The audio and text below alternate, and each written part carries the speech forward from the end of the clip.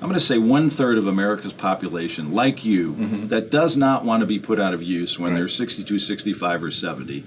And I started looking back on my own personal history, and I tell the story of my grandfather. So my grandfather, Max Epstein, was born in Hartford, Connecticut, spent his whole life in Hartford, Connecticut, and had his own accounting practice, Max Epstein and Company. And when I was a young boy, 5 and 6 years old, we used to go to the country club that he founded, Tumblebrook, in Bloomfield, Connecticut, still there. And he and my grandmother were the king and queen, and he always had this smile on his face and a cigar in his hand and a cup of black coffee.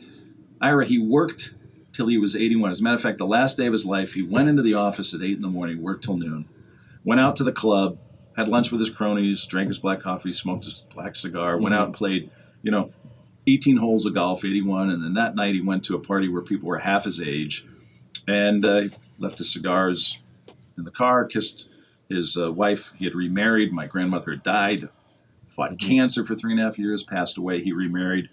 And unfortunately, when he crossed the street, hit and run, and he was killed. But I like to say that was the best day of his life because he did everything he loved on that day. And it started me thinking, now that's something to aspire to.